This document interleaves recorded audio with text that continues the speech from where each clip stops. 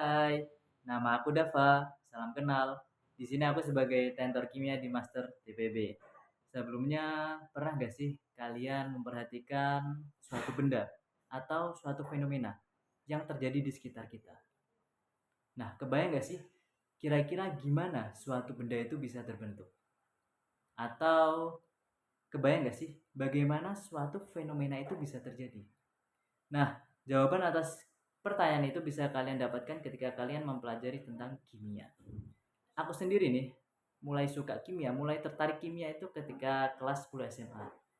Jadi, kala itu bagiku kimia adalah suatu ilmu yang cukup asing dan baru.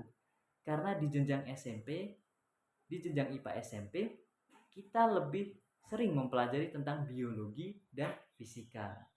Nah, kemudian aku yang punya rasa penasaran nih coba ulik, kira-kira komposisi materi dari kimia itu apa aja sih? Nah, ternyata aku dapetin nih persentase di materi kimia itu 50% teori dan 50%-nya adalah hitungan. Hal yang cukup unik dan menarik untuk dipelajari. Sejak itulah aku mulai memperdalam dan excited mengenai materi tentang kimia.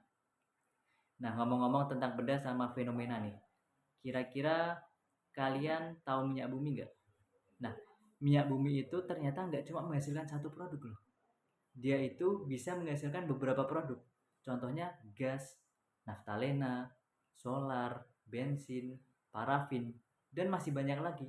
Itu bisa kalian pelajari melalui fraksi minyak bumi. Lalu kalian pernah lihat karat besi? Nah, jadi ternyata karat besi itu ada kaitannya dengan reaksi oksidasi dalam fenomena korosi tentu saja.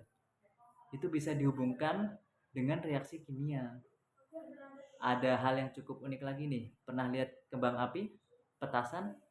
Nah, ternyata cara kerja atau langkah untuk terjadinya suatu kembang api itu adalah ketika logam dan bahan peledak digabungkan dengan oksigen melalui reaksi pembakaran tentu saja dari sumbunya, sehingga akan menghasilkan energi yang cukup besar, energi yang cukup tinggi, sehingga terjadi ledakan di atas dan menghasilkan berbagai macam warna.